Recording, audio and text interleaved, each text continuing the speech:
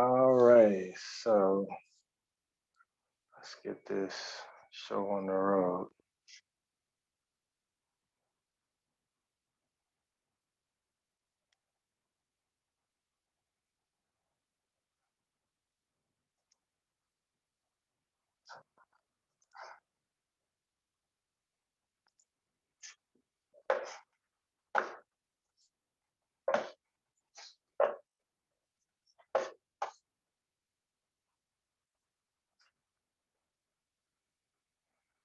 This is the first episode of Spacecast, so just give us a little chance to get things connected.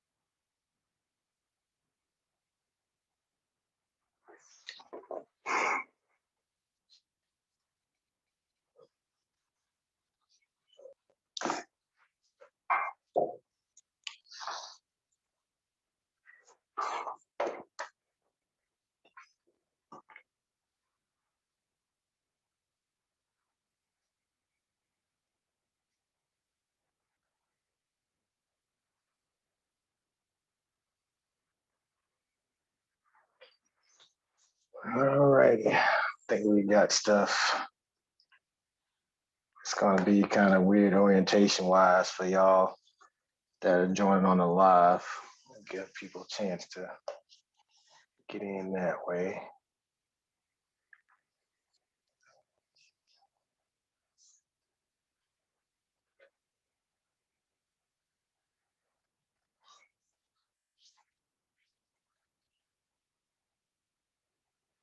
Yeah, I guess I'll cover the bottom.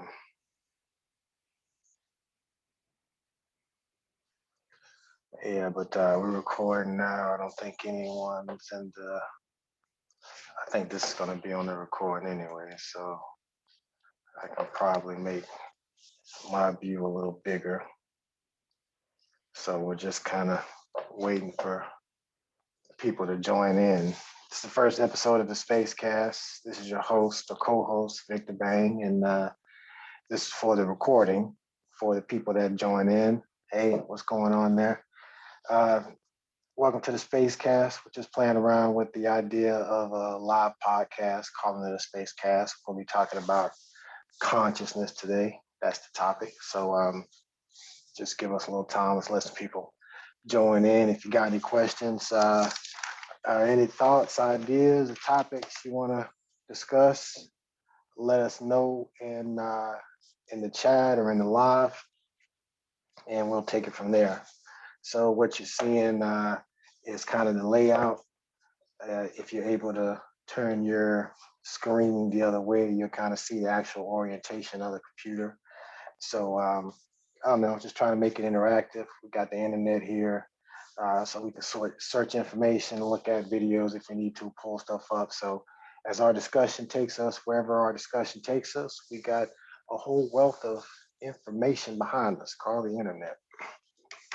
So yeah, and again, the orientation may be changing. So well, it's already changing. Kind of testing that out. So hopefully it's not too much of a strain for the people that are watching this.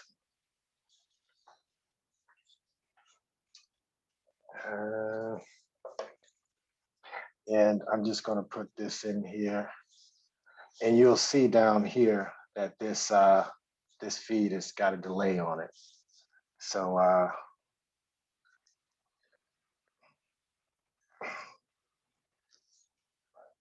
so that's going to be our topic right there, consciousness. And it's a big topic. It's called the hard problem for a reason in science, but it's not a problem that shouldn't be discussed and shouldn't be shouldn't be one of the topics that is on our forefronts, because that's really what we are, and it's still a mystery, right? So now, if you want to jump in on the Zoom, we do actually have a Zoom going on as well. You can see that. I can just show you right here, actually. That's the cool thing about being online. This side of the matrix, if you click that link right there, not this side of the matrix, go down to Spacecast. Where is it at? Oh, you just gotta type it in. I guess I gotta.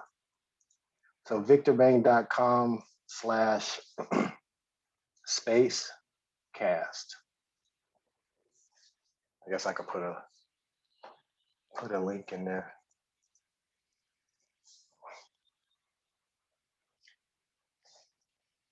No, it's just there. Yeah, vikterbang.com/spacecast. And you'll see the link there where you can click the Zoom meeting and join there.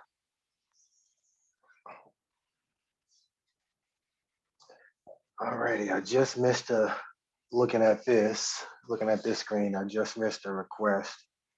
Who is this? Go live together, and all right, let's see. What you got going on?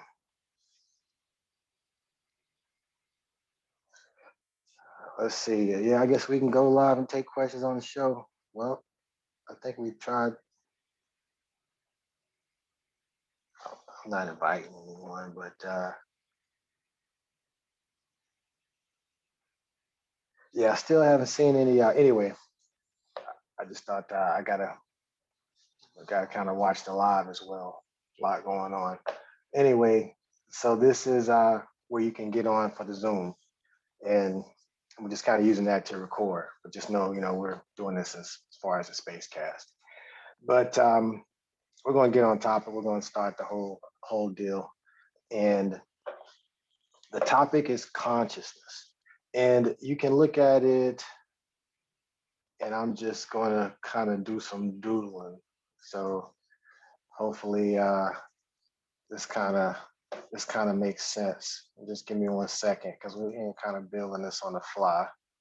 But it's kind of two streams of thought, where you have reality that is, built on. I'm going to go down here, and we're going to put matter first, and then consciousness, and then this reality is pretty much a result of our consciousness, right? We created this reality, and let's just say nature. Nature is just how matter is structured. But this is the general consensus from a scientific standpoint, right? As far as the nature of things, literally. So you got nature at the bottom, matter, and it's basically depending on who you talk to. If you're a materialist reductionist, this matter was not intelligent, didn't have any properties. There were no properties before that. The properties came after matter, if you will. So this matter created consciousness, and then this consciousness created this reality that we live in. So the whole idea that we can discuss here is switching this up, because in reality, it's really more like this. If I could get it down. Right, so you got the mainstream, and then you got the well, I just call it the truth. So let's just say reality, which is the same thing as truth. All right. And I'm still looking for questions. Any questions, just let me know. I don't want this to just be me rambling. And we got a schedule going from 7 to 9, but I don't know if we'll be going that long. It all depends. We'll kind of see if people enjoy it, they get anything out of it, and kind of see what the interactions are. But so this is the difference right here, right? Just that switch, right? So when you talk about consciousness, and they call it a hard problem in science for a reason, because it's something that can't be measured. Science is good with things that can be measured. Put a ruler to it, put it on a scale, they got that, right? But when it comes to things you can't measure, it's a tough thing. And consciousness is one of those things that's in their face because we all experience it, we all have it, you know, but we still don't know what it is. It's still a mystery. So the scientist studying everything that he can measure or she can measure still doesn't know who the scientist is at their core, their consciousness, you know, because when you really break it down, when you remove what you're not, what's left, right? Um, you're not your body. You can't have a body and be a body, right? So you're the consciousness experiencing this reality through your body. It's giving you senses via your brain to your consciousness. And one of the questions in that area of research is, does consciousness survive death? And you know that's something that's hard to prove because people don't come back from death. But if consciousness survives death, then consciousness would be something that would be immaterial for them. It would be immortal, if you will, right? So the thing is, your consciousness actually does survive death, right? Your consciousness actually is the foundation that the matter reality is based on, right? This space time, this nature and time is experienced by consciousness, right? So that's the difference between what we're seeing and what we're hearing and what the truth is. It's almost like this inorganic, not inorganic, but unintelligent matter managed to create through just random chance conscious beings. So we're just kind of just going to randomly uh, live in a way that is going to be limiting to us and detrimental to our environment. That's kind of the situation that we're in. That's the reality that we're in. And most of it has to do with not having a connection with nature. But that's because we don't realize our consciousness being part of nature and actually creating nature, right, at its core. So that's the difference here. So you can have smart people that are doing things that are not in connection with what makes sense on the long term for humanity or the environment because they're doing it from a lower consciousness standpoint. They don't see the connection. They don't see that what they're doing to the environment, in a sense, is doing it to themselves. From a higher consciousness standpoint, you can understand your connection to everything, including other people, which is a big key. So that influences how you act with other people as well. And we can use a world where we act with other people in a more understanding way. All right. So this is a big shift. Now the thing about this, and the reason why this is kind of, and it's not something that's studied, is again because you can't measure it. It's not something that you can put on a scale, but it's in our face. We all experience it, right? And the reason why it's a problem is because again it's so in our face now. But the reason it's important is because it's so in our face. It's who we are. It's what gives us our experience. You know, it's what we are when no one else is around, when we're not interacting with anything else. You know, when everything is quiet. You know, there's an awareness of something. You know, what is that? Right? That's who we are at our core, and that awareness existed before this matter and universe and this reality that we're experiencing. And that's what I was talking about in some of the videos, talking about conscious with parallel time, right? So we were explaining how consciousness experiences time, just like we experience a game, or just like you experience a movie. So again, if you look at matter, we can even put right here matter and time, or we can even put space time here if we want to. That's fine because they're kind of using that that lingo, and if I put that here, they're still saying that this created something that's conscious, and then that is how we created this reality. And I'm going to call this a matrix. And the reason why I say this is because, okay, let's just say that consciousness survives death, right?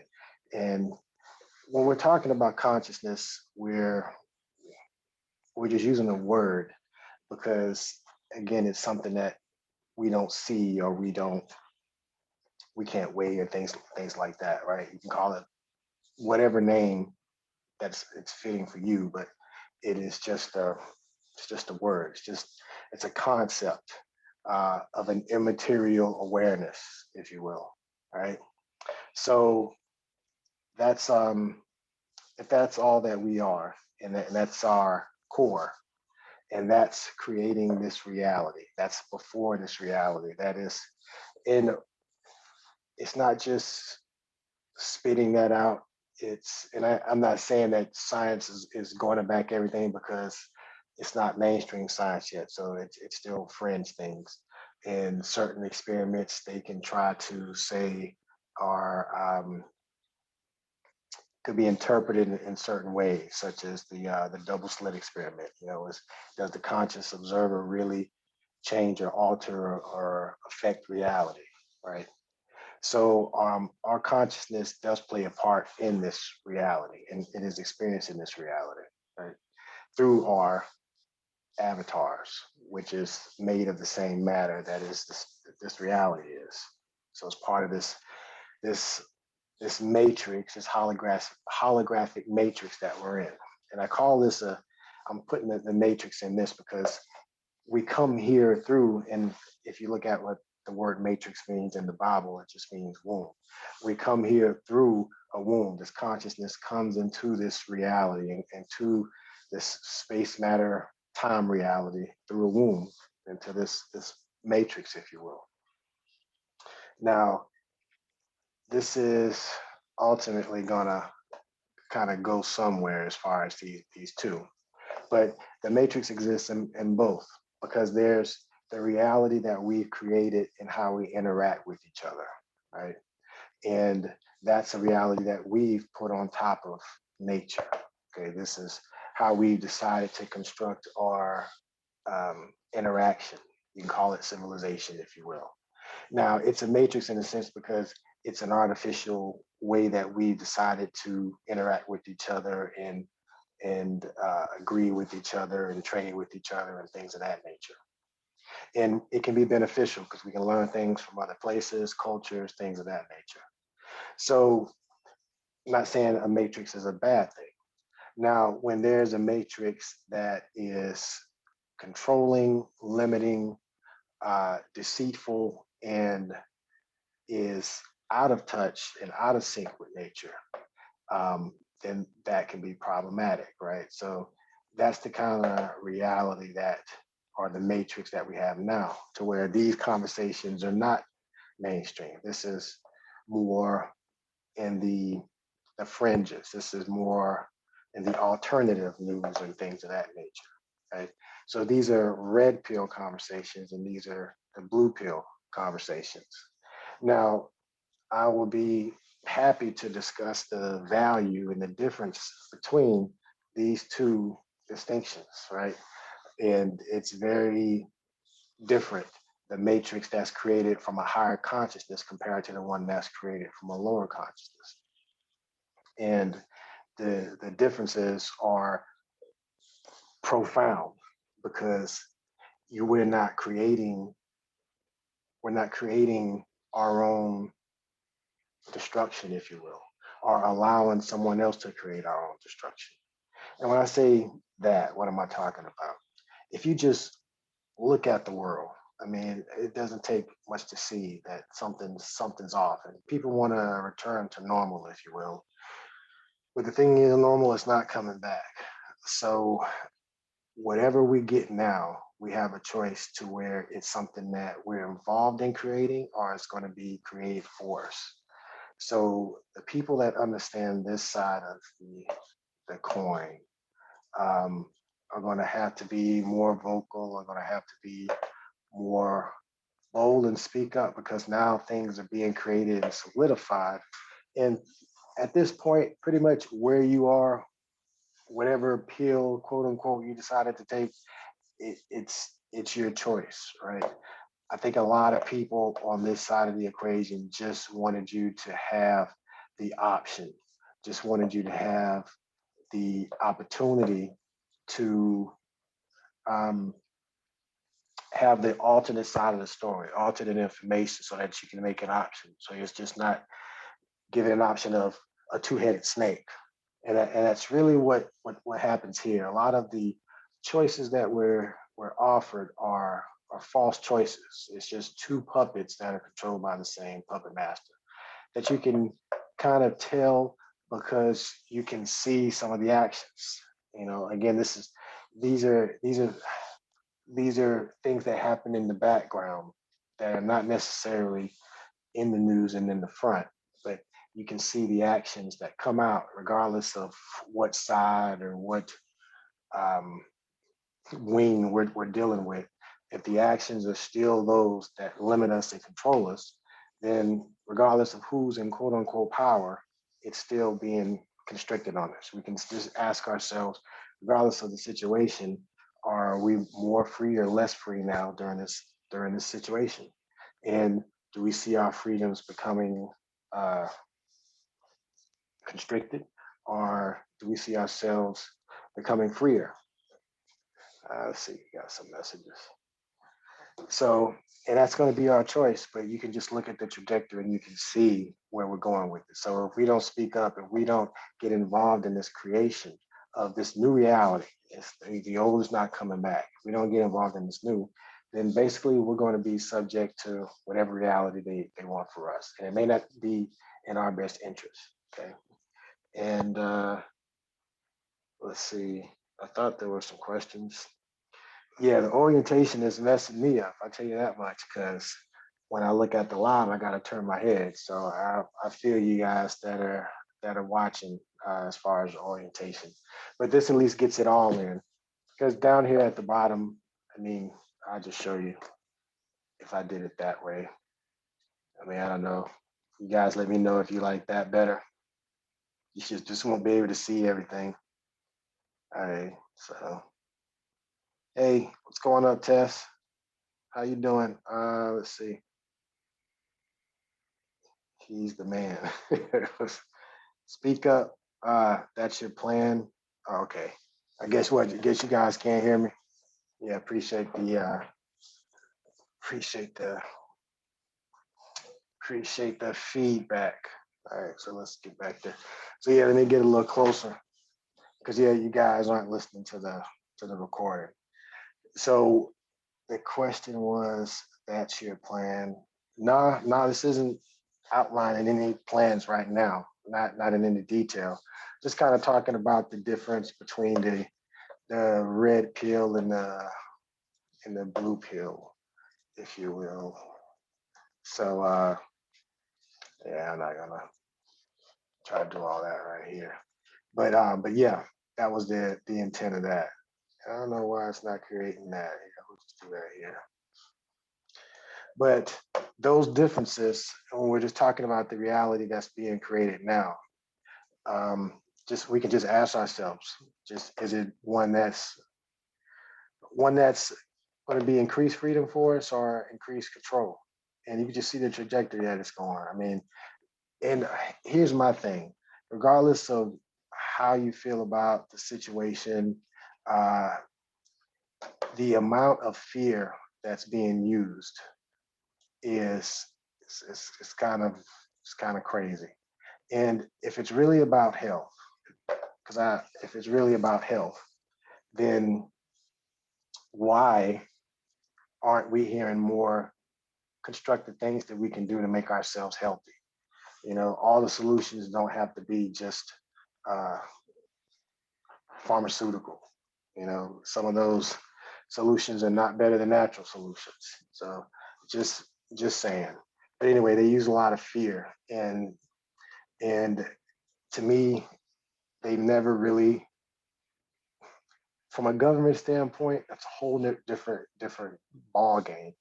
But it's something that needs to be discussed too, and we can talk about that as well. Because the two things that you can't really talk about at work are politics and government, right? You can't talk about religion and you can't talk about politics. The two things that are ruin this ruin this reality, ruling this reality.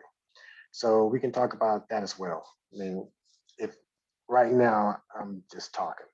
So but based on that question, it's talking. Let's see, I'm doing okay. I struggle at times. Red pill reality is overwhelming. Yeah, it is. It is very overwhelming. Definitely true.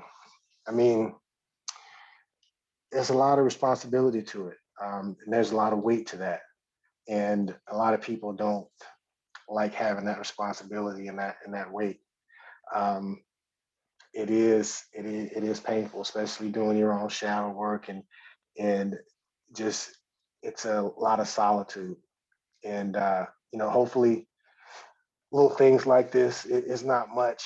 We're not in the mainstream. But the thing is, there's conversations that are happening like this, and I think the more that we see, and we can build some momentum, and we can show other people that yeah, it's overwhelming. Yeah, we struggle, but there's other people and there's other support, and we can help each other through this. And we can learn from each other's mistakes, learn how people got through certain situations and certain challenges, and share that information, support each other, and move on and build something stronger. So that's that's part of what we want to show with this. And part of I think that healing is being able to talk about it, being able to be open about things. We tend to try to make it seem like everyone has to be tough and everyone has to be um, so resilient and so independent. We have each other for a reason, and it's okay to express yourself. One of the last things I wrote on my little board of reminders, if you will, is to express yourself. So it's something that I'm practicing as well. Can't be undone though. Yeah, yeah. No, that's the thing. Yeah, once you're once you take the pill, it can't be undone. And I'm sure a lot of people have thought, is it easier to go back to sleep? It's definitely a it's probably more comfortable, like reality, like they say, ignorance is bliss. But if you're really someone that's questioned enough to get to that point, then there's a part of you that is still going to question. So odds are you're gonna still want to want to have known the truth, even though it's painful. Because going through that pain, there are lessons there, and it is something that will make you stronger in the end. And just like you say, yeah, prepare for the long haul. Yeah, nah, yeah, it's tough. Yeah, it's same thing with the no family support, but having extended family out here. I know it's just on the internet and in cyberspace, but it's there, and it's a real person on the other end, and are going through similar things and can support. So sending a lot of love your way. Alrighty, so yeah, so the thing about the red pill is it exists. There are people that are dealing with it, and it's the truth. It's not when you limit the truth, not where you limit where you search for the truth, whether it's in yourself or outside of yourself, whether it's in metaphysical stuff or just material stuff. You're balanced in how you're looking from the light and the dark. You're looking at it from a totality and from a oneness standpoint. And as you do that, you it's it changes you, because you start to not associate yourself and deal with things that are lower vibration, that are lower consciousness, that are hard tied into the matrix, and you start to live a life that is lighter because you're becoming enlightened, right? So less of these things that don't less of these things that don't matter are not taking up time in your life. So when you're around people that those things matter a lot to, you're off vibration with them. And it's just not pleasant for you to be around people that are not, uh, let's see, here I am thinking I can,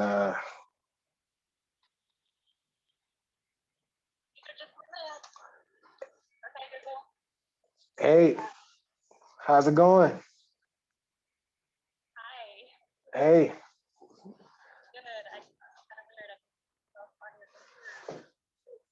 yeah, you're on the Spacecast. What what do you? Yeah, the orientation will kind of throw you off. Yeah, yeah. How's it going? You got a lot of crosses. You got a lot of crosses in the background. What's the deal with those?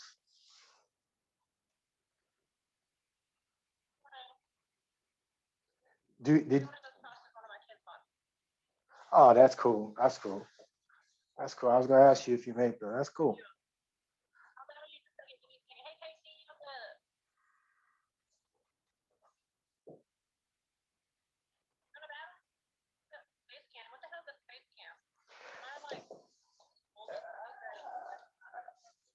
No, it's a space cast. It's like a podcast, but we're doing it live. So we're just yeah. So we're just doing a little Q&A, and yeah, just seeing if you had anything you want to say to the audience out there. Yeah, gotcha, gotcha. Alrighty. Well, yeah. So we're talking about higher consciousness and red pill, blue pill, matrix, all that kind of stuff on this one. So if you like talking about that kind of stuff, yeah, we definitely play around with reality and concepts and it being more to it than what we see. So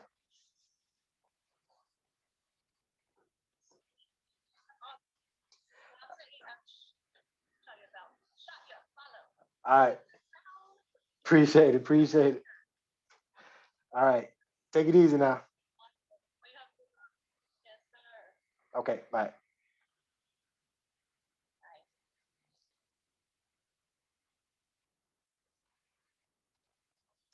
Yeah. So I guess that's what happens when you go live. Yep.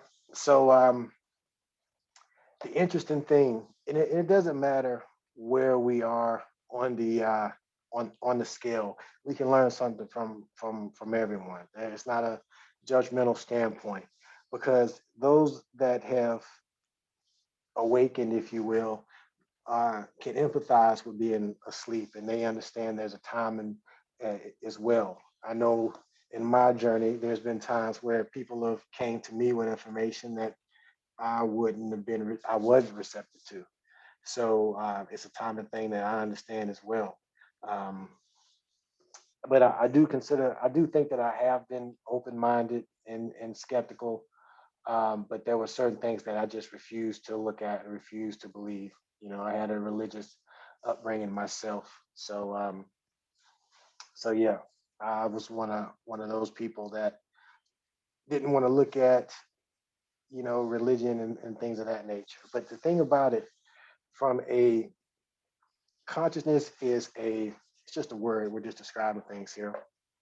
But from a religious standpoint, you don't hear about consciousness. In church, you don't hear about consciousness, and you hear about spirits, spirituality. A lot about Jesus if you go to a Christian church, things of that nature. You hear about Christ, but you don't hear about consciousness um, from a church standpoint. So you hear about spirits and things of that nature. So I mean, spirituality is really just about searching for truth, no matter where it is. And consciousness is just a word that's used in the more scientific realm. When you talk about spirit, it can get people thrown off. So I use consciousness as kind of a go-between, because consciousness and spirit are similar in a sense that they're immaterial. We're just talking about a non-physical thing, a non-physical intelligence, if you will. So it's not far-fetched to think that a non-physical intelligence was there existing in causal to space-time, and that same non-physical intelligence is experiencing said space-time through us, right? Through our bodies, which are made of space-time.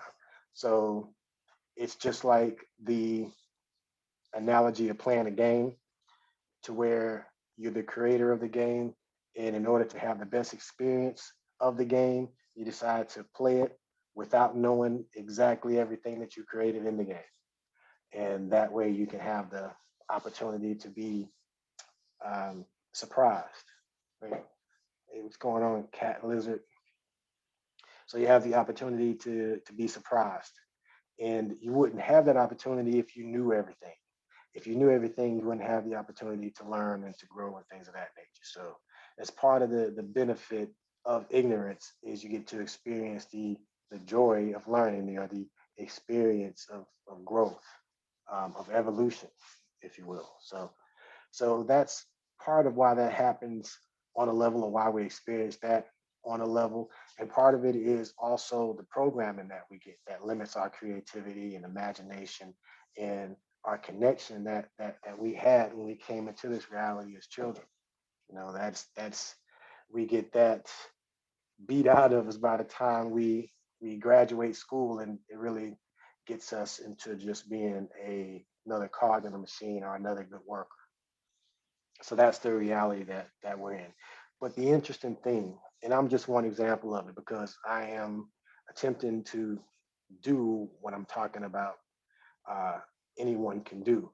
And it's a challenge for me as well. I have to practice what I preach, because as I'm talking about these are things that I don't do in my normal day to day, but I'm looking to transition to a better situation for myself, to where my profession and passion are aligned. And I'm definitely passionate about this, and it's not my profession at this point, but if I continue on this path, maybe it can be that way. It can be that way. I can create that. So I'm shooting way over that with this whole presidential run, because that's going to create a situation that's definitely at a different timeline than what I'm currently on now. So yeah, I don't expect this reality to open doors like that for this much truth and on that high of a level. I don't think they're going to amplify at least my voice to that degree, because I'm not going to. I'm going to talk about this kind of stuff in the open. But the whole path of going along that route will help the situation. Because if you can imagine a presidential run where someone's talking about red pill kind of stuff, and I just use that from a Matrix standpoint. We're going to have a new movie coming out on the 22nd. So that's going to help solidify a little bit of that in the mainstream. So we can talk about that. And it's not talking about it from a computer program, but just a higher level of consciousness, being more to it than just what we're shown, right? And not just being energy for the machine, but we can flip the whole matrix on itself, because we already do all the work, already have all the knowledge, already have all the labor. We can do that and create a system that's better for ourselves, right? Because we're the 99%, we're the majority. So that's something that's not talked about on this side of it, but it's something that we'll definitely talk about on this side. So just to have that difference being shown just shows another option, right? You have, again, a choice. You have a red pill and a blue pill. You're shown a different reality. Because really, when you do this, and I'm just gonna duplicate that slide. This right here is a different vision. The red pill reality is yeah, we definitely level up. This is a different vision than this mainstream. I mean, it's a different reality. And now it's going to take effort and work to manifest it, but the first part of it being able to show the possibility of it. It's like showing the blueprint. It's like showing a layout. And now it's just a matter of, well, let's just get these people to do this and do that. We're not asking them to recreate anything. We know how to lay foundation. We know how to put wood up, and we know how to build a house. We know how to follow a plan. So the vision will be different. The plan will be different, and our execution will make it happen, right? Because when this whole reality is built on everything under the sun, which none of us own, and we only use for a certain amount of time in this reality. And the way that we divvy that up is this current matrix that we're living in now. And the way that we divvy it up, again, something under the sun that's given to everyone free, and humanity's out of balance with it. That's why we're one of the probably only thing on this planet that will destroy its own environment. But anyway, I don't want to go down that path. But we're able to create something different anytime that we want to, in any moment that we want to. Everything that we have now is just an agreement, and a lot of the times we're we acquiesce. We just allow it to happen. We think, well, this is how it always is. This is how it's always been, or what can I do about it? The thing is, you can do a lot more. We're a lot more powerful than we've been taught. Um, we have the power, and we've been taught that we are powerless, or that other people have power, or that our power is external, when our power is really internal. And that's a scary thing when you have that transition to internalize your own power, especially when you're surrounded by people that externalize, because it's easier to externalize your own power and to want to be saved and to not want to do the heavy lifting and the work for yourself, but you have more satisfaction, even though it's work, when you have that off of you. And then that strength that will help you for the next challenge. And that challenge will be easier, and you will grow that way. Sometimes we walk by learning how not to fall. It takes a lot of falling, but as long as we don't make the same mistakes twice, each lesson can be a learning lesson. Yeah, and humanity it's coming to a choice now with the artificial intelligence, because we were talking about levels, and let's see if I can do this real quick. With the artificial intelligence, no, we'll just do this, because there's different levels, and uh, I'll show you what I'm talking about.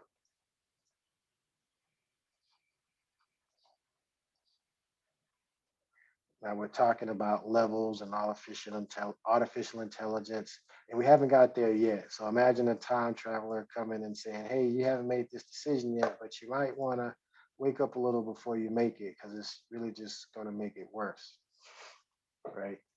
So let's just say, so for someone that is on a higher consciousness level and has taken the red pill, if you will, you can have conversations on on this level, and they'll understand, right? They'll be with you, and you can have conversations on a regular level, but you may have to kind of lower your vibration to be able to relate, right? And this is kind of the world that we live in now, right? The world that we want to create is one where the higher level conversations that exist that we're having now, this is one of those higher level conversations. We're trying to make this mainstream. We're trying to take this over here. Once we take this over here, it's going to trickle through to all of these things, all of these levels. They're going to be infected with the red pill, right? All of these will turn into red pills. This is the new reality. This opens up better choices for humanity. But if we don't do that, then the people that are at this level, the majority of the let's just say the majority that are at this level, that are asleep, that are in the red pill, I mean the blue pill world, they're going to be sucked into a virtual world, right? That's going to make it even tougher for them to get to this experience of what's happening in the real reality. So it's like the Matrix. It's to where Neo even had power in the real world, but he had to find his power in the Matrix first. So he had to step out of one level, and then there was another level as well. Now it's going to be very tough. It's just like every shovel full of dirt that we dig out, that we dig deep for the hole that we're digging for ourselves is the way that is the same hole we got to come out of. So the deeper the hole we dig, the more work it's going to take for us to get out. And some holes, I mean, yeah, it's going to be very tough to climb out of because all of your attention is going to be on this virtual world. And you can just look at Ready Player One, and let's see, I'm gonna pull up Ready Player One. I mean, that's really, I mean, that is the,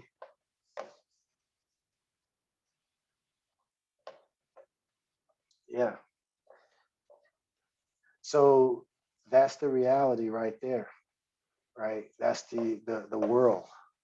Now, the thing is, these are all people that are plugged into this. It's called the Oasis in the movie. But imagine them being plugged into this metaverse, right? So inside the metaverse, I mean, they're they're having an experience. Okay, so this guy's, and you can see him, he's about to put on his fully haptic suit. And there's a parallel to this too. It's kind of like being born, and we talked about the matrix and coming into this womb. That's kind of this reality as well. We come into this womb as well. Um, Not artificially though. I don't think we're in a computer program. But anyway, and then he's in this oasis now. Okay, but in the real world, I mean the real world, and this is Columbus, Ohio. But in the real world, everything is confined. Now, even more lockdown. Imagine they can be in COVID, I don't know, 20, I don't know when this takes place, but let's just say COVID 67 or whatever. But so they're in lockdown anyway, but they're working from home. They're doing all their meeting in the metaverse, and they're living in these just small confined spots, not enjoying and just look at nature out here. You can see the smog, you can see who knows what the real environment is like. But inside it's a metaverse, it's free, it's it's anything you want to imagine. So that's the world that's being created now. Now there's a thing, and we're just going down a rabbit hole. I'm running my mouth, but since I'm going to run my mouth, and might as well run my mouth.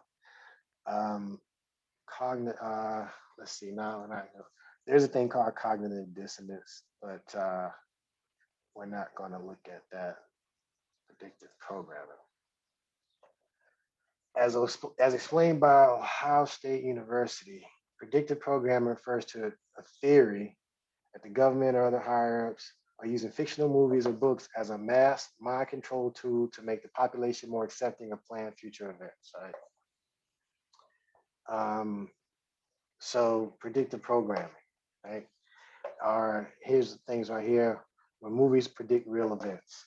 Now maybe these are just random guesses, but um, one of the things about Hollywood and one of the things about these social networks is they have a lot of data on human behavior and how people react to things when they put these movies out. They are testing this in front of an audience, things of that nature, and they're getting reactions. So they're testing these things. They have psychologists and behavior people and all of these things. So this matrix that they're putting on us, this technology that we're using to share this stuff, has geniuses behind it that are making things that are trying to just keep our attention away from the things that we should be looking at. and they have the technology and the resources and the money to do it. These are billion-dollar companies, and they get paid off of our time. And they're creating more ways to suck our time. It's kind of like the Matrix. Instead of them using you as a battery, literally, they're sucking the energy from you, which is kind of using you as a battery because they want all of your time to be spent in this place, right?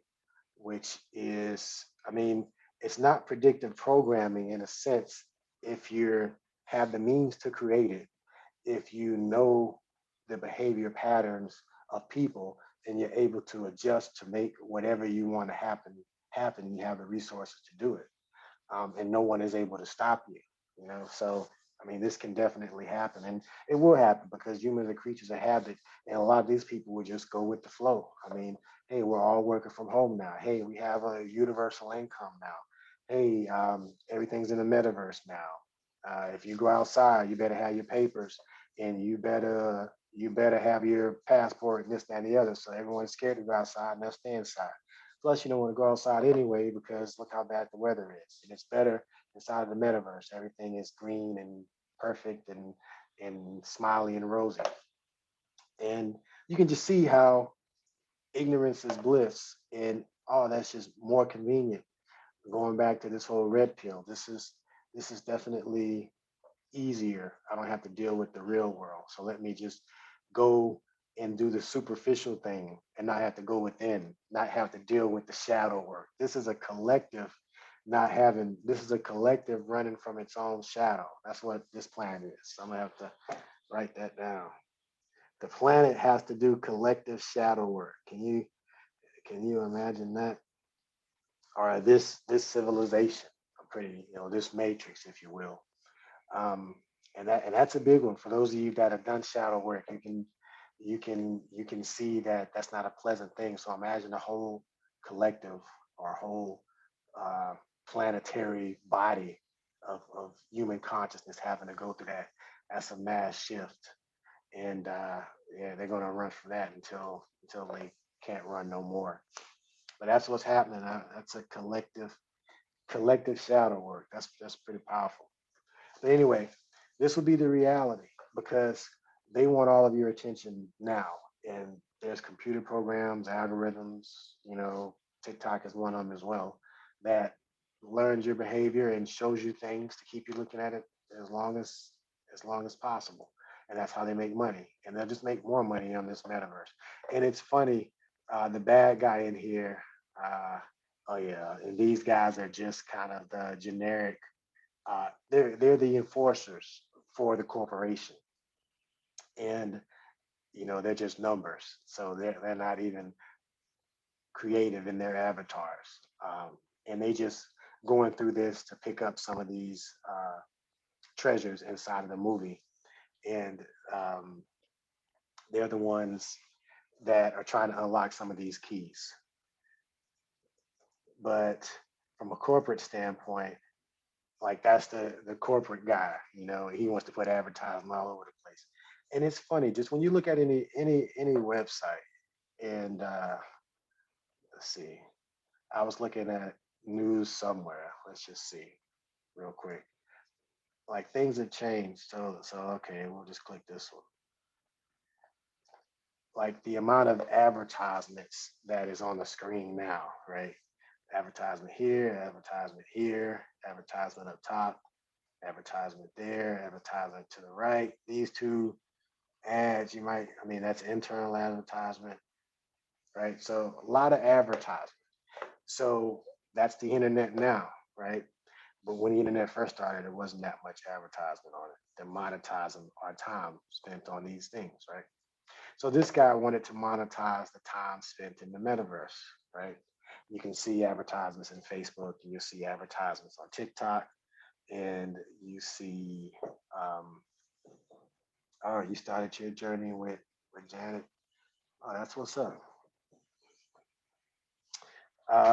Yeah, so this guy wanted to put advertisement pretty much all over the place, and you can see it's kind of like that on the internet already. So you can just see these things just being pushed out further.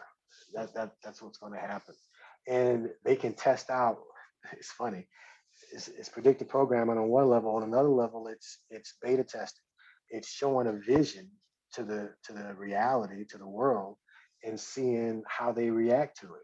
Okay, well, how are they going to react? How are they going to test? Let's show this to as many people. We'll call it a movie, but let's make it as as clear and as loud and as put as big of a production as we can make it, and show them our vision and as clear as a vision as we can make it. And let's see, what happens.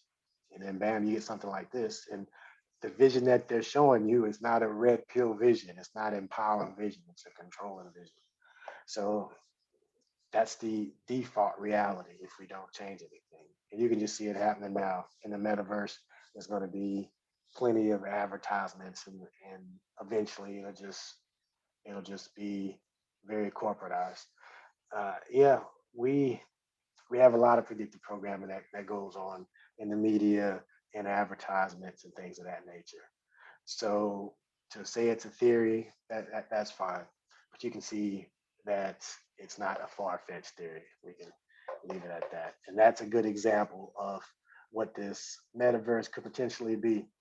And I would say it's going to happen one way or the other. Humanity is just that kind of species. We create things, we manifest things, and sometimes we do it unconsciously, and that's one of the problems. If we can do things consciously, it becomes a tool that is used for our liberation versus our enslavement. You know, a knife in itself is not good or bad. It's the being that wields that knife that you know that makes the action, just the actions that are either good or bad depending on the perspective. There's a level where good and bad is subjective as well, but you kind of get the idea, right? The knife is just a tool. Um, so we can use this technology as a tool to help this reality. And when there were studies that were done in the past where the government pretty much, I don't know if they just tricked themselves or they actually believed that humanity wasn't able to realize the truth. It was like, let's study the people and see if they can take the red pill. Oh, they'll go crazy. Because look at what happened with War of the Worlds and how they had a radio show and they faked an alien attack, and people, they appreciate the likes, appreciate the love. Yeah, they had a radio show about aliens attacking the world, and people killed themselves so they can't handle the truth. And this is called, we can look it up. That's the cool thing about doing the show. I want to say the bookings report. Let's see. But anyway, what's it, bookings report? But in this report, it pretty much said, okay, let's see, proposed implications of peaceful space activity, referred to as the Brookings Report, 1960, created by the Brookings Institution, uh, submitted House Committee on Science and Astronautics. So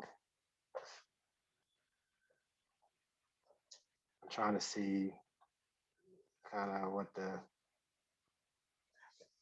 it basically was saying that the humanity wasn't ready, and and and that's kind of been it.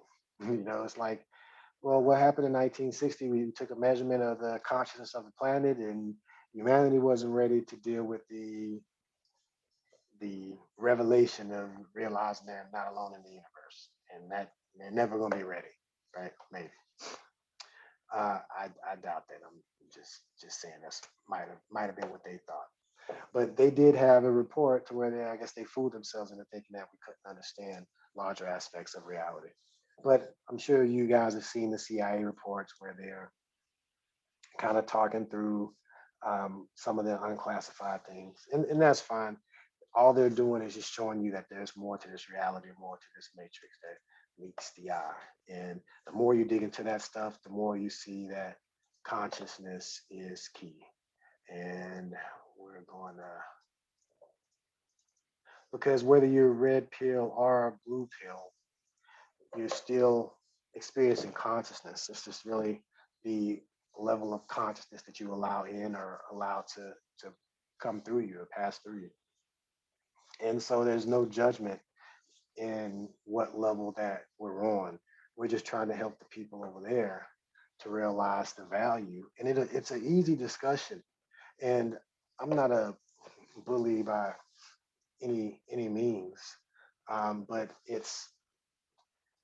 I'm waiting to hear the opposition. I want to hear the holes being shot in the narrative, right?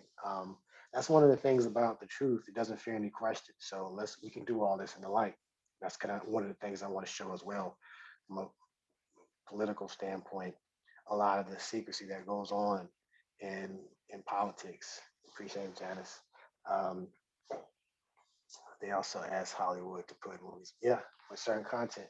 Yeah, yeah, it goes back and forth with the content that's put out.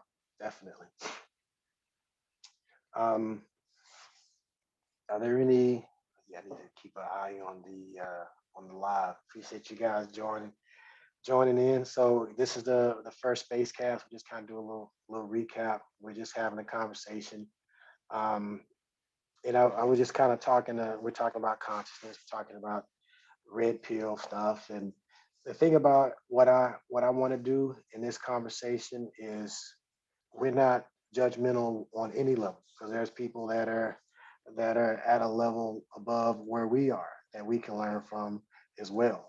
So it's really about sharing information and providing value. And that's the thing. That's what I was saying before. It's an easy conversation to have because it's um, it's I don't have to make anything up. It doesn't have to be my belief system. It doesn't have to be something that I say you have to subscribe to or have to have faith on. I'm not asking you to believe anything that's outside of yourself. These are things that can be proved, right? So it's an easy thing to talk to, especially when you talk to it from a consciousness standpoint. It's like, okay, well, let's just get past all the labels, because we can talk about left, right, um, Democrat, Republican, rich, poor, black, white, gay, straight, all of the labels that are used to divide. But when you really boil down to who is experiencing this division, if you will, okay, well, who is this scientist that's doing the measuring? Who is this being that's getting offended by someone not referring to you in a certain way? So when you really start asking that question and really start breaking that down, you see that we're conscious beings, and that's the core of it. Oh, that's a big love thing. That will surprise me. Okay, appreciate it, Tess. Yeah, your hand heart kind of threw me off because this thing's kind of got a crazy little delay on it. So when I saw that, I thought something had messed up. So yeah, I guess we're going to break the like journey uh, meter on this. Appreciate everyone joining in. 73 likes. Ignorance be gone. What's good? Thank you for joining. So we're going to keep track. We're going to do this again next week, maybe at the same time. So I love to hear you guys' comments one way or the other. We're going 1 hour strong right now. You're listening to the vikterbang Spacecast, where I'm a co-host, and on the Spacecast, we got different beings that are incarnated here on the planet that are just sharing information. We're talking about consciousness today. We're talking about a lot of red pill stuff. Um, and we're talking about the value in taking the red pill, and the red pill just being really opening up the truth, and taking the limits off of that, just period. We're just taking the training wheels off, if you will.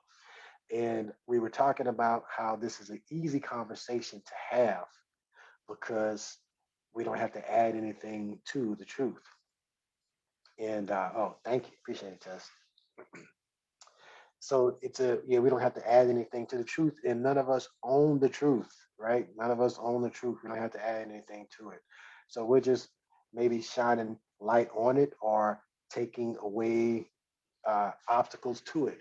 but it is what it is. You are who you are, and that's the thing that doesn't change and won't change. So once you understand that aspect of it, and you're empathetic when you talk to people, and you can understand their position, it can be easy to have the conversation. But sometimes it takes listening. But the thing is, in the conversations that I've had, if you respectfully can listen and talk to people, they'll be open. Yeah, they don't have to understand and like and believe everything. But when you explain to them that it's not anything that you have to believe, these are, I mean, do you believe that the sun is warm, or that the sun has rays, or that there's a tree outside? I mean, these are things you can test yourself. You can have evidence yourself. So you're just showing them a different path that they haven't seen in the mainstream. In the mainstream, it's really about control and limitation. When you really look at the system that we're in, and we'll just kind of talk about this matrix, the controlling aspects of the matrix. A lot of what people see, a lot of the programming. You had a comment where TV is programming. Let's just look at the programming that we're getting. The programming is made to distract, and there's a lot of commercials on the programming that are the sponsors that pay for the advertisements on that particular programming. So the programming is really there to just get you to sit down and watch it so that you can be exposed to the advertisements. So the advertisements pay for the programming. So it's really whatever it takes to get you there so that these people can try to sell you stuff. And a lot of the stuff that they try to sell you is stuff you don't need. And so they have to convince you that they need it. So they hire all of these people with all of these degrees and these ways to manipulate us to uh, get things that we don't need, right? And this whole world is made of that. And if I go to my TikTok, oh, this is gonna be weird. I'm going on TikTok, going live on TikTok. Uh-oh. Yeah, so I don't know how many videos I got on this thing. Um, but yeah, this one right here. Let's see, can I play it here? Yeah, I think I can play it. So yeah, you probably won't be able to hear it, but everything you see, you know, just our whole profit-based structure is built on consumption, consumption, consumption, as if this world is just something. Oh, okay, all right, come on back, ignorance be gone. That's funny. Ignorance be gone. Say I will be back in a second. That's funny. But yeah, so everything that we're seeing is built on consumption, consumption, consumption, right? And a lot of that consumption and advertising is built on these things will make you feel a certain way. And it may give you temporary enjoyment, which is why some of this stuff, a lot of this stuff goes in the trash because that's just temporary enjoyment, right? And it goes from something shiny and new to something that's unneeded and discarded, right?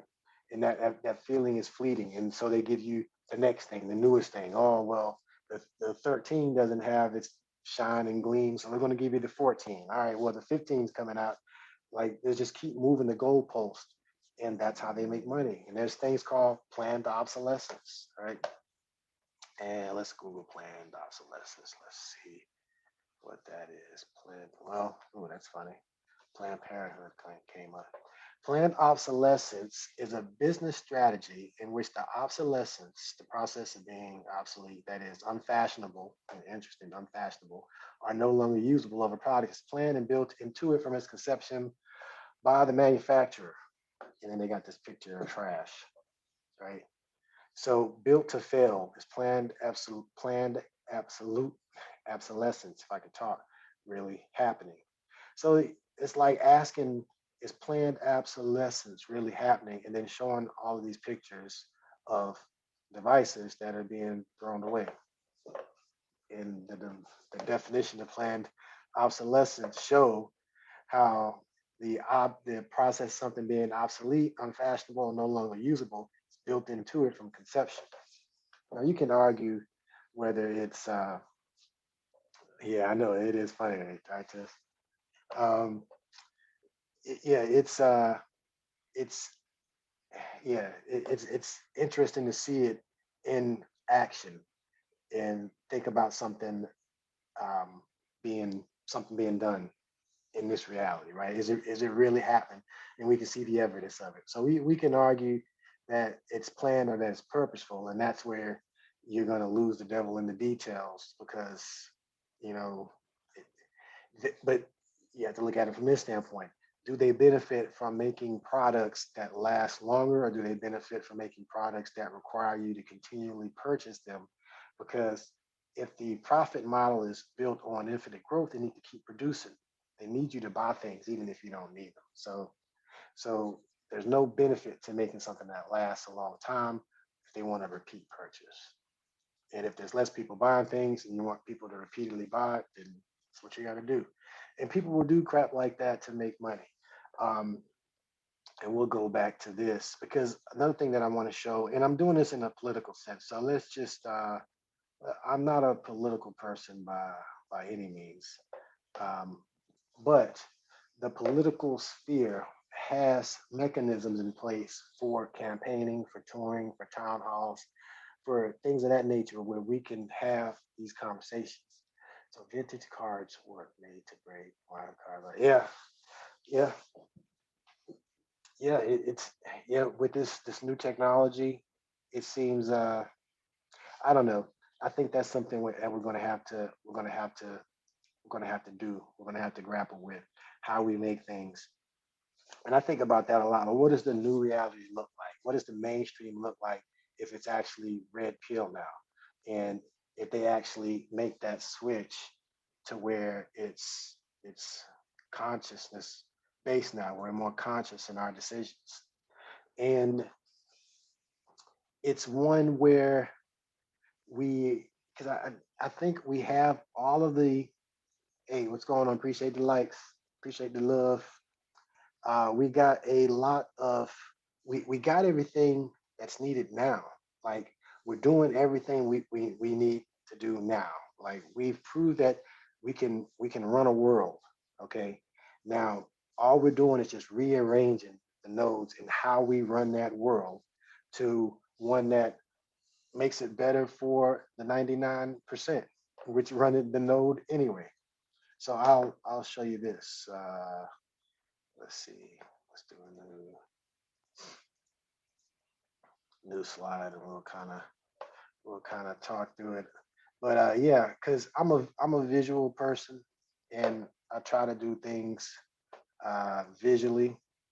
And I work for a Japanese company, and there's a language barrier, so sometimes doing things visually helps. So I'm just kind of showing you this illustration here, and we'll see if I can do it somewhat quickly and just show you an example. It'll be rough, but you'll get the idea. Uh, yeah, because it's not all perfectly lined up, but you can see the idea to where a trickle up society, the society that we've kind of built this. These are the people that are doing all of the work, right? These are the people that are doing all of the work. These people right here. Uh, let's see. Now, then, but these people here are the people that are. Well, let's just make this. It'd be easy to make this guy green. So these are the people that are doing all the work here, and these people here. Oh, let's do this. Let's just make this a square. Nah. We'll go back. Let's do a circle. Yeah, this is the 1% that's benefiting from all the work of these people here, right? That's really what it boils down to. And we, these are the people here that are, I'm getting illustrated and can't see the screen. Sound like a donut just a moment ago. Sorry. Like AI taking over all the currently manual jobs that require humans to get work. Yeah, eventually a lot of, yeah. And as they go more and more virtual, it will be easier and easier to replace a lot of things. You can see it happening. And COVID was a good reason to kind of start that transition to more. more robotics, and you'll see it. It's a reality that we're going to create. The thing is it going to be something that's going to be in alignment with our evolution, or is it something that's going to do just like the predictive programming shows in the movie, where AI realizes that, hey, these humans haven't even figured out how to live with themselves. I mean, if you just look at it just from a pure logical standpoint, I mean, it's not bad per se for a computer program to say, hey, these humans are the only thing, just if you just observe them, just try to be as objective as possible and just say, hey, these humans, for some reason, are the only species on this planet that's killing all the other species. And they're eventually going to deplete the planet of its natural resources in a way that is going to destroy the environment that is sustaining them. So they will kill themselves in their environment eventually if they don't do it over their differences superficially. So the thing to do, since based on history, they've came close to doing this on several occasions, maybe have done this on several occasions in the past, in order to prevent them and save them from diminishing themselves and doing this, then we're going to enact more control. We're going to limit things. We're going to take control to do the things that they can't do for themselves.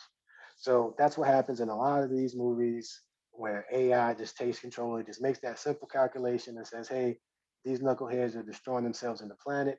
I can be the savior and save the planet in them by just limiting them, right? Um, that can happen. And it is a plot that we've seen in movies. That doesn't mean that we have to create that scenario. That doesn't have to be a predictive programming that we create. But unconsciously, I mean, I can definitely see that happen. What we can create, what I like to focus on, is the people that are doing everything that are making this reality what it is. Are these people here?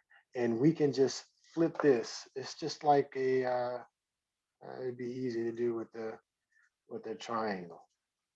Like we have a trickle up economy to where, or supposedly a trickle down economy, to where all of the money is generated by us and goes up to a few elite, and they're supposed to trickle down the money and things of that nature.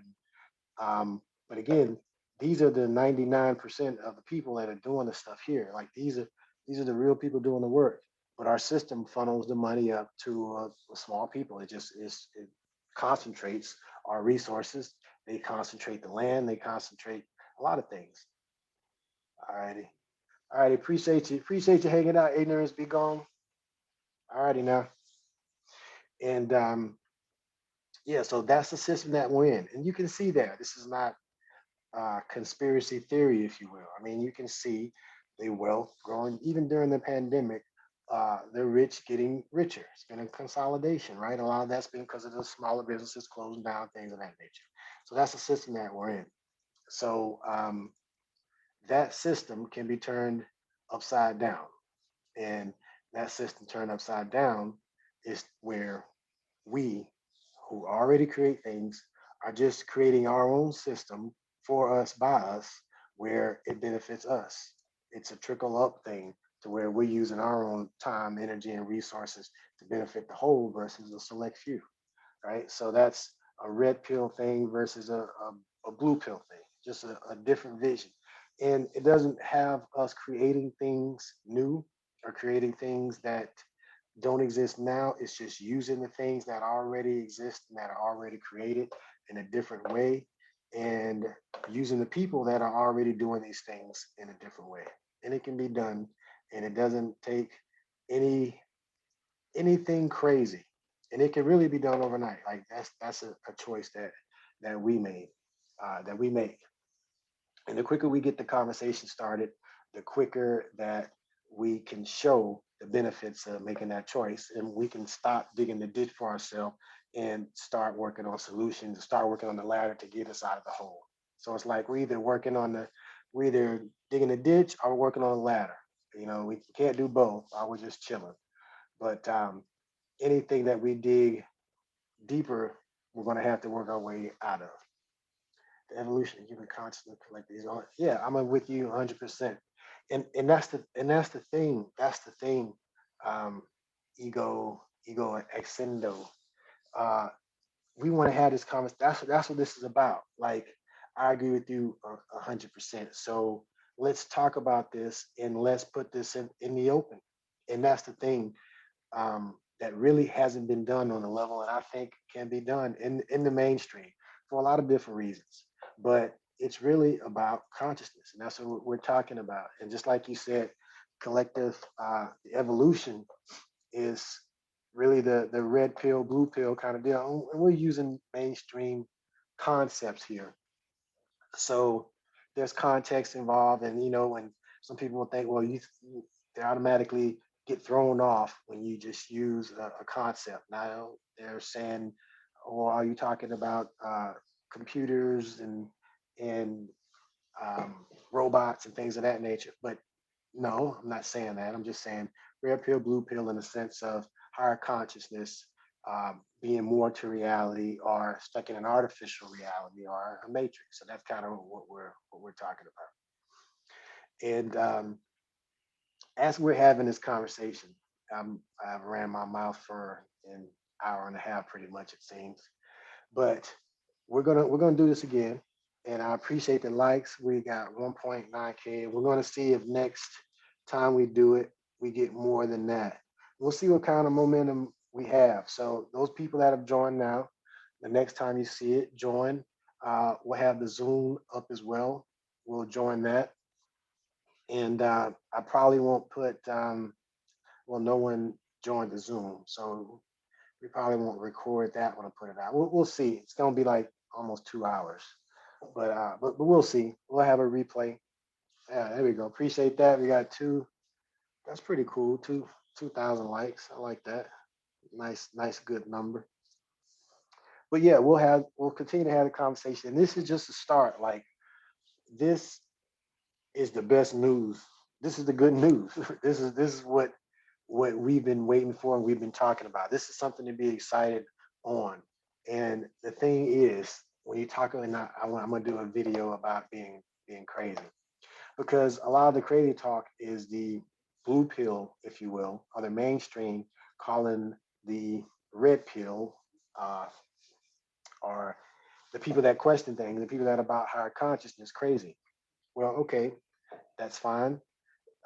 We've heard that plenty of times in our life. So now let's have a conversation. Let's get into some specifics. What exactly is crazy? Is it crazy?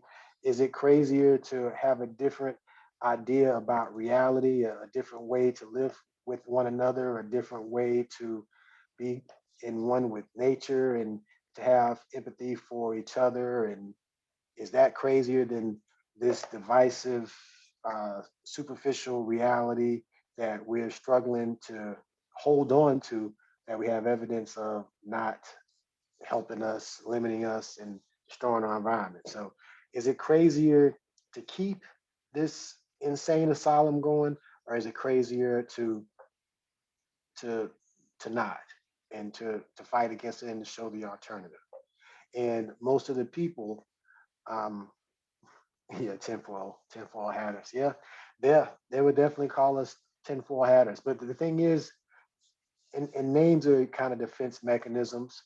And if you have a calm head, then you can see right past that, and it'll be a simple question like, well, elaborate, which part? Like, just simple name calling doesn't work. Like, just saying you're a quote unquote conspiracy theory, like, doesn't work. Like, what's untrue? We're talking about reality. We're talking about truth here. So what is not true, or what is not possible? I try to look at it from a possibility standpoint, because that at least opens the door. I think the hardest part for people to accept this. Yes, yes, that is a good point, and that's a good quote from, uh, who is that? It's easier. Who is that? Is that Tom? Yeah, easier to fool. Yeah, I think that's Mark Twain. Yep. It's easier to fool people than convince them they've been fooled. And that's true. A lot of people are identified with their beliefs, and a lot of people are their egos, being being wrong. There's nothing wrong with being wrong. We're we all have been wrong before. Pride can be a big problem, and it's like you said, yeah. When you wear a label, what I know, I'll wear any label.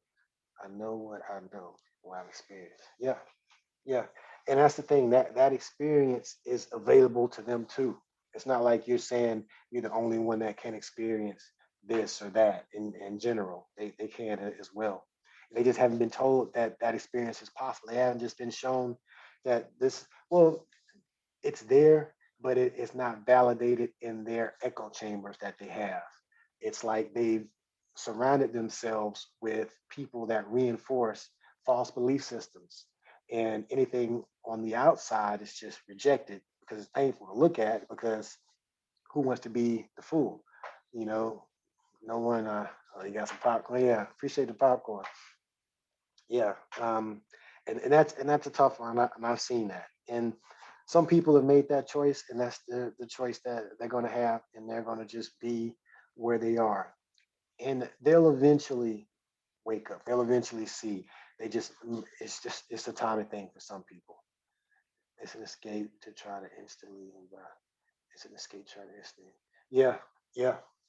And that's the thing. And it's tedious, but hopefully we don't have to recreate the same questions and answers. Because as we start to have these conversations, and I want to do this publicly because I want to be able to show the interactions and show the Q&A, just not from myself, from other people as well. I'm just a co-star of this. We're all co-stars in this creation. We're co-creators of this thing.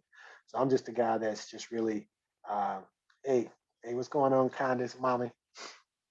Uh, so I'm just a guy behind the camera, if you will, and um, I'm just I know what's possible, and I want to see what I can create.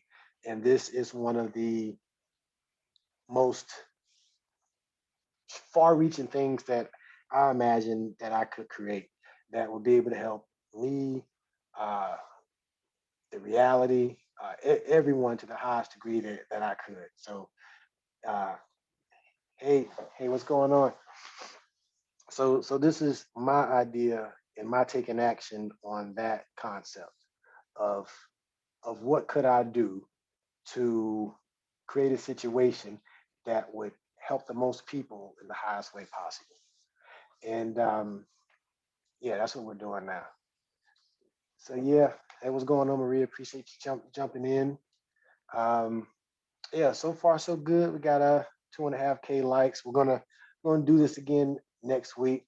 And yeah, DJ Dave Chappelle, what's good? Appreciate you joining in. We're talking about, let's go ahead and do this recap because we're only going to be here for another half hour. We were talking about some pretty deep stuff. We were getting into some red pill, blue pill stuff, and what kind of recap. It really boiled down to consciousness, and we were just in the gist of this is, yeah, everyone has a piece of the puzzle. Exactly, exactly, exactly. It requires conversation. I agree with you 100%. And once we start the conversation, it's going to take on a energy of its own, because the different nodes that are a part of this now, that are experiencing their own awakenings, will will reflect more light as more light comes in, as we talk more. We're going to radiate and reflect this light off of each other, and other people are going to realize, well, hey, there's more to the story. These people are not crazy, or it's not crazy to be crazy in a crazy society. We talked about that too, about being crazy, and how the people that are taking the blue pill are calling the red pill people crazy. Well, let's have a conversation. Let's talk about this, because as we discussed on this, it's about higher consciousness. So what's crazy about consciousness? Are you saying consciousness doesn't exist? Are you saying that you're not a conscious being? Are you not experiencing consciousness? And are you saying that the values and benefits of higher consciousness are not potentially possible? And we can narrow all of this stuff down. And just like Ego Ascendo said, everyone has a piece of the puzzle. It requires a conversation. Yeah, we all have a piece of the puzzle. And I personally want to see what it looks like with that piece together. And in order to do that, in the smallest amount of time that we have, because we do have a small window of time, uh, I was thinking of ways to have the biggest impact and get the most views, um, not for myself, but for what we're talking about. Because once the momentum starts, it's going to have its own momentum. But I want to have as big a initial push as possible and really get this in front of as many people as possible. Um, and again, I keep going back to this whole presidential thing, and I'm not a political person by any means. It's just the mechanism for doing that. And this is an example of that. This is an example of a town hall, of a Q&A of the first awake presidential candidate, right? So I'm testing out that as well. That's kind of the part of the reality that I'm creating and embodying that vibration that's at least possible. Only one person has to believe it's possible for it to at least be possible. So the person on the other end of this is that one person, and I've created this reality where it's at least possible. So, and you're participating in that. So, and there's 2,500 likes, participating in that. So that's something. And if we continue on this, what happens, right? What happens? Um, at the end of this, if we continued on that, it'd be more people that empower themselves with knowledge, just like Tess said, and that's not a bad thing. And I think that's worth the effort. And we will raise the consciousness one way or the other. It's just the scale and the time that's a matter of question. So that's where we're trying to accelerate, and I'm someone that's trying to accelerate that, and it's possible. So let's do a little. You guys got anything you want to say? I mean, yeah, I didn't want it just to be me running my mouth, but I think I've. So I'll just say, in my normal day to day, I'm a pretty quiet person. Um, Normally don't talk that much for one reason, that I don't like having too many conversations on this level and this level.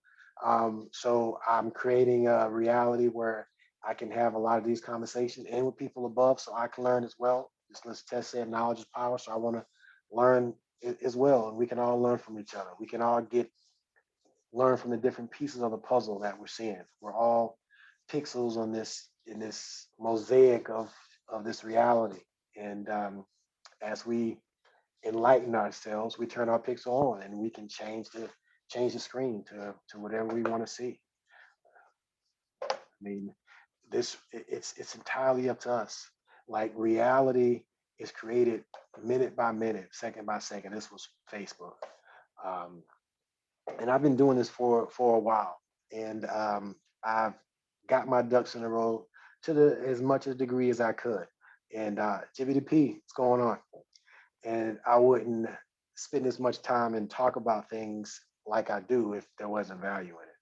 So yeah, so that's what we're talking about, and we're just talking about some good old reality, truth, red pill stuff, and we're really talking about the conversation and opening up the conversation and the benefits of that in a public forum. And this is just an example of that, a town hall, if you will, a Q&A, if you will. And we kind of recorded this on the Zoom. We're going to do this weekly, and we're just going to just play with the concept. We had a good conversation.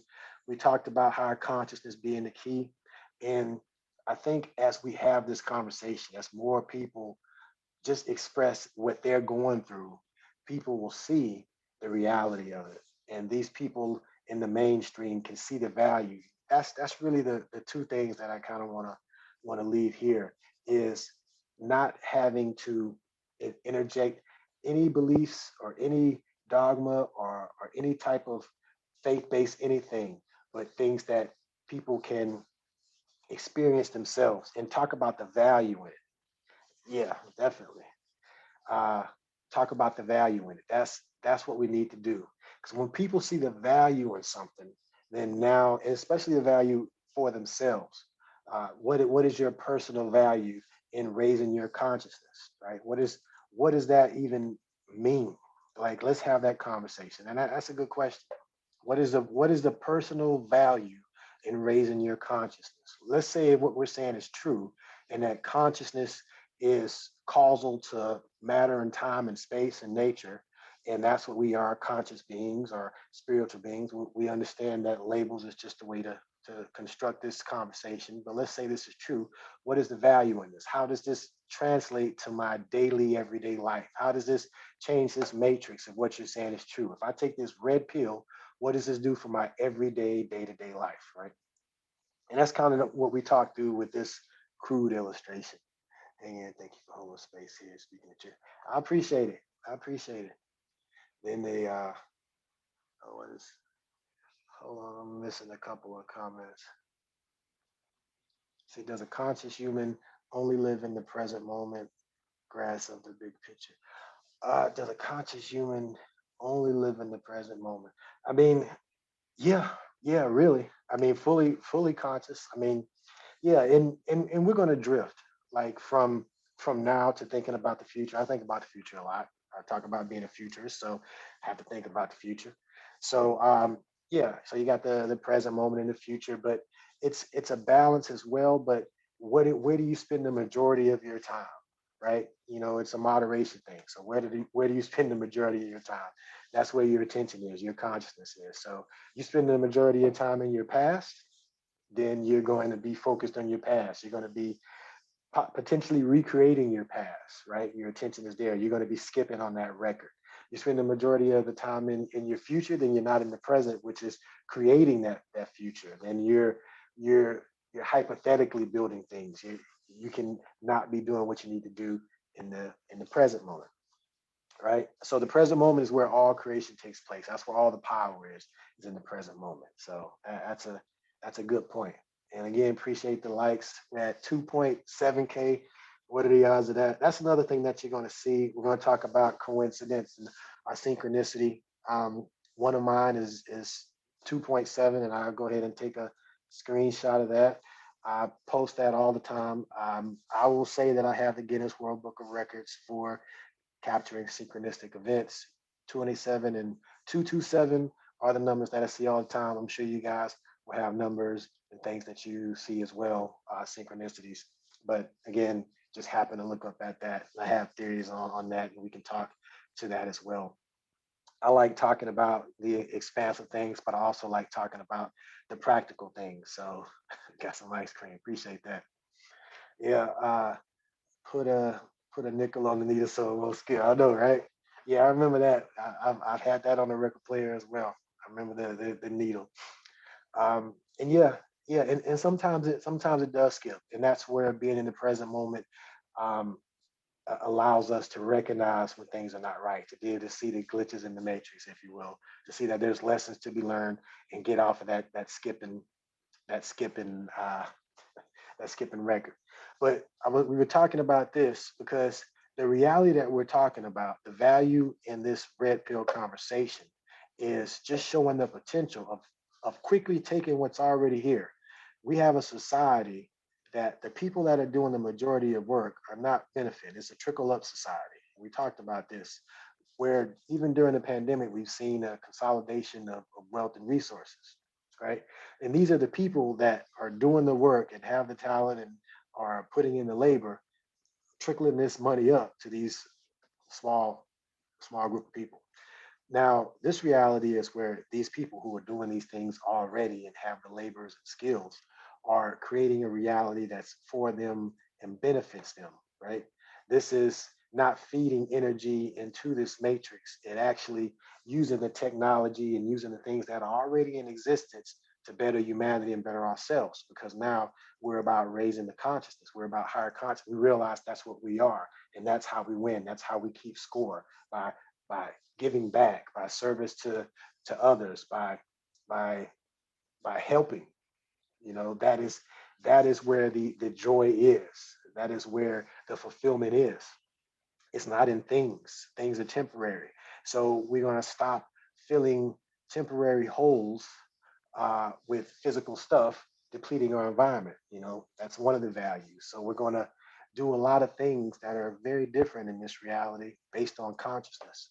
And we can talk about the value in that. We can talk about the value of understanding that your being in itself is beyond space and time. So death does not matter to you. You are beyond death. You're part of the ocean of consciousness that created space and time. You're part of that infinite thing. You can call it whatever you want. Um, that is what you are. And the thing is, I don't have to tell you or add anything to you to show you that reality. It's removing things from you, and that reality is left. And that's part of the benefit of showing this in this way is that we can have a conversation and say, hey, I don't have to add anything to you. I'm saying you are who you are. When you remove what you're not, what is left? And that's this. That's consciousness. So raising your consciousness is really being more of what you are and experiencing that and manifest that in this reality. The red pill people are just people who are experiencing and manifesting more of their consciousness into their reality. And as they do that, they're creating another reality. And it's difficult for them to be in contact with people in the other reality because that's something that they're vibrating higher than. It's like two radios um, are not going to be playing the same music if one's tuned to a different frequency. And the red pillars are tuned to a different frequency, and that frequency exists. So we can't say it doesn't exist. We can't say these people are crazy. It's like saying, well, that radio is crazy for tuning to a station that 85% of the people with radios are not tuned to. You're crazy for tuning to a station that has better music and is more enlightening and doesn't degrade things and all of this stuff, right? You're crazy for tuning into more harmonic music. Okay, well, let's talk about this. That's part of the programming. Maybe there's some mass hypnosis going on, making us think that it's crazy to tune into reality that's actually better for us, right? So that's a discussion that we can have, and it's an easy discussion. We're talking about the value of the red pill versus the blue pill. And and Matrix is going to bring this into more of the forefront. So they got this coming out on 12, 22, 21. And I'm sure there's a reason that they have it coming out on that day. Even before I realized it was going to be released on that day, you can just look at it and you can see when you split that day in half, you got 12, 12, 2, and then half of that is 2, 2, 1. So it's just an anagram. And I can just show you real quick. I was saying before that I'm a visual person, and this is a space cast, so we're kind of playing with ideas here, but we're able to show you anything online. We can have conversations, and I shouldn't have deleted that, but yeah, I was just saying the date is 12/22/21, and I was just saying how they just kind of made that into a little, you know, mirror kind of thing. And I'm sure that was on purpose, that little alignment, and it's really showing the reflection, that 122 and the 221. That could be the red pill and blue pill are reflections of each other. It could be the red and the white could be the black and the white and the yin and yang, and it's really about balance from a spiritual standpoint between the two, the yin and the yang, the light and the dark, the different sides of the force, the Vader and the Skywalker. They're all within you. They're all happening and experienced by consciousness. And consciousness is neither of those things. It's just a word we're using for it, but it's beyond it's beyond words.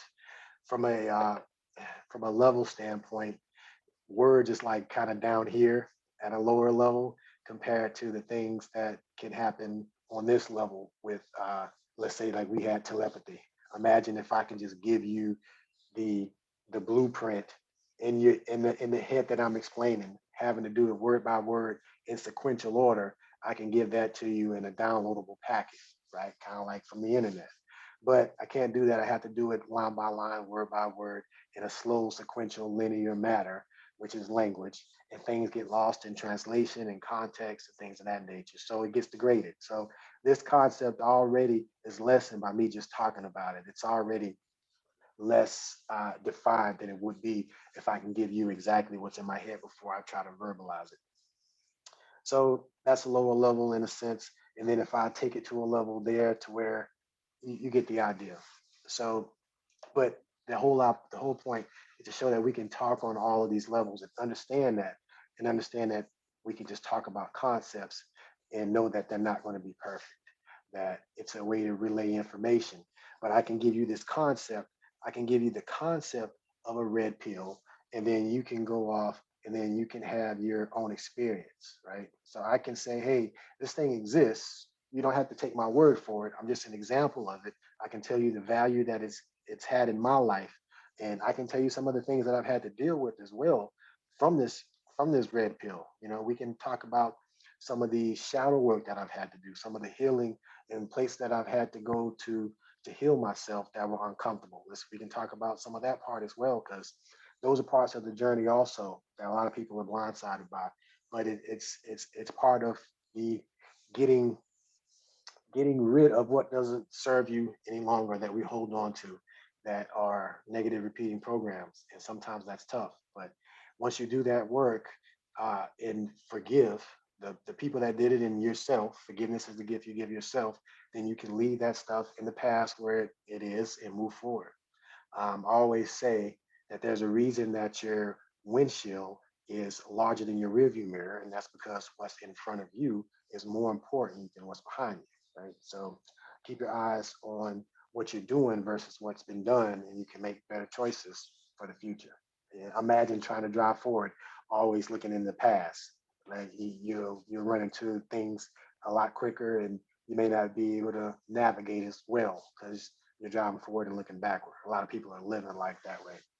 And yeah, what if telepathy is actually tele? Oh, that's pretty cool. I haven't heard that before. What if telepathy is actually teleempathy? That's pretty cool. I like that. I like that, y'all. Alrighty, it's 8:51, and I will tell you, I can't remember a time where I've actually talked like this, just one side for a couple hours. I actually didn't think I would go the whole time, but I did. I appreciate you guys hanging in there. A lot of you guys hung out for a minute, so I appreciate that. And uh, we're making history one way or the other. It's just a question of time now. How quickly can we ramp this thing up? So 3,000 likes, definitely more. We'll just use that as a gauge and whatever the analytics. It doesn't matter because we're here and what was meant to be said was said.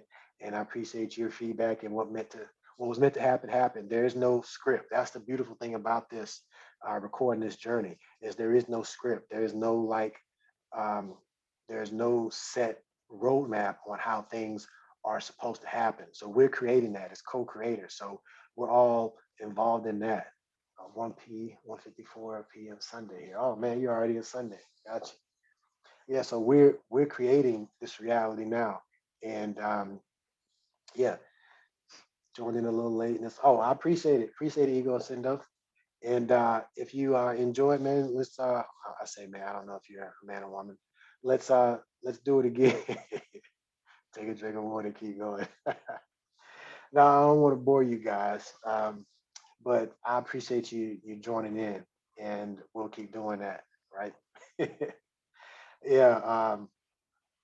But yeah, I enjoyed this conversation as well, even though it really wasn't that much of a conversation. We did do some back and forth. I kind of talked back and forth to myself through you guys. Janice, Tess, appreciate you hanging out for as long as you have.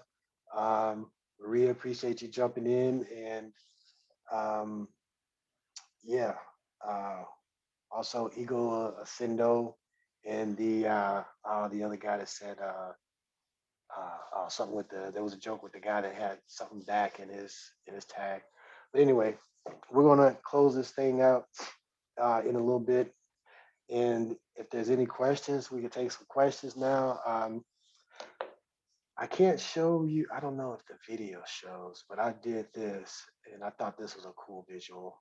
So I've done a lot of stuff on YouTube as well, longer videos.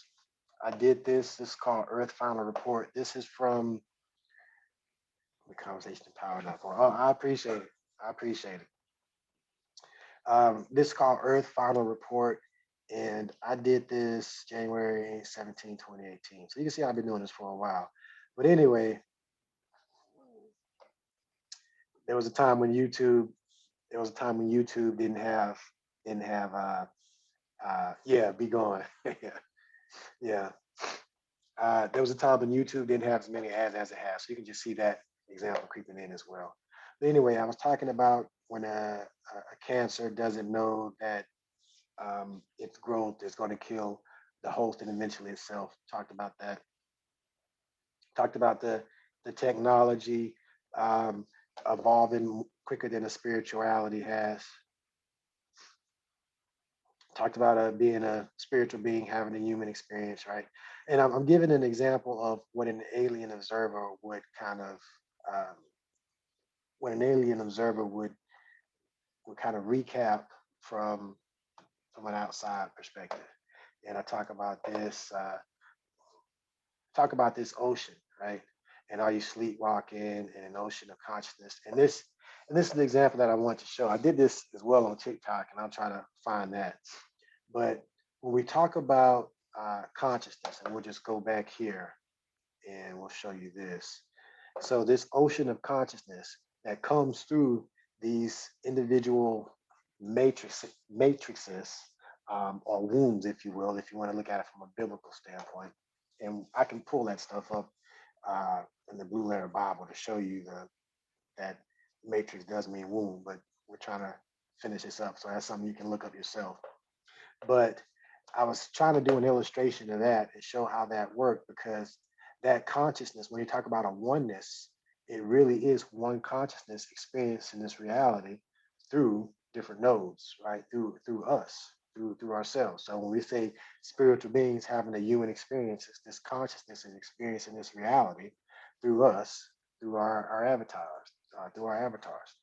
I was trying to show that in a sense from using water, and I did this using black water in the TikTok video, which you can see right here, and I'll pause that here.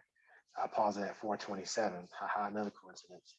Anyway, as you can see, that one body of water, that one consciousness, using this colander of different wombs, of different matrices. Let's say this is when you were born, when you came into this reality, you experienced this column of water is experiencing itself as a separate thing, even though it's still connected to the base below it, right? It's still connected to the ocean of consciousness. And that's each of us.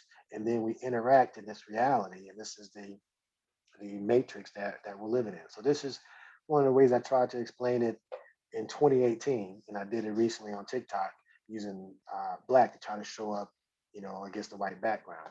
That's pretty much what's going on. And it's if you only concerned or identify with this one little speck of yourself, then you won't realize that when you go within that you're connected to all of it. And that all of it is also connected to the other speck of yourself that looks like someone else.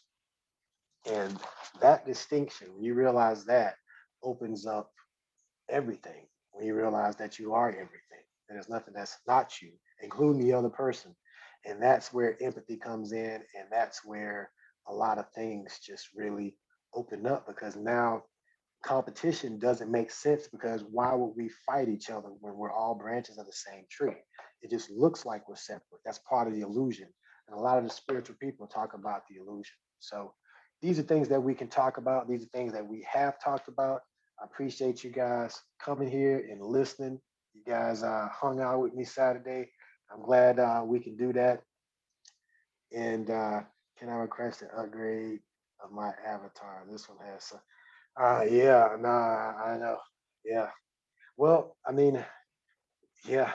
I wish it was just as easy as jumping in another one, just like the Avatar movie. Yeah, yeah.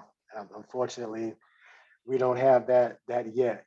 Um, but I do wonder where we would get to from a health standpoint, where we can go when we really are focused on well-being versus profit. When we really focus on empowering the individual and making the individual healthy versus profit and competition. So that's something that we can see. Again, oh, appreciate the bubble tea. Um, so we'll do this again. It won't be next week because we're gonna have the holidays and all of that stuff. So I'll send out an invitation. We'll do it again. and we've had 3,000 likes. So we're just going to use that as a yardstick, and we'll see what happens next time. Those people that are here and enjoyed it, maybe let people know for the next one. We'll continue it, and maybe we'll talk about some other topics. We're talking about consciousness here. That's the base of it. That's the foundation, and we're building everything based on that. And you know, eventually we're going to get some interaction. We're going to get some people that want to defend their belief systems, and it's going to be very obvious when you can point out what they're doing as they're doing it. But it's something that we're going to have to go through. Maybe it'll be entertaining for people to see that. That's going to be part of. Hopefully, what we see is we bring this out, and part of the way we're going to bring that out is through the whole political game, just showing some of the real political ideologies and dogmas that are out there as well, and how a true bird can only fly when the left wing and the right wing are working together. When they're fighting against each other, the bird does not take off. And we're in reality where we need the bird to take off. We've been floundering for a while. So we'll talk about that. And I'm glad you enjoyed it. I'm glad it's good hanging out, Tess. And y'all have a good rest of your weekend. Y'all be safe out there, and we'll do it again. We'll definitely do it again. And any feedback that you guys have, I try to look at the comments. Definitely, I try to look at uh, the feedback on anything. So I look forward to having these interactions. So appreciate it. First Spacecast out, and Janice, yeah, appreciate it, Janice.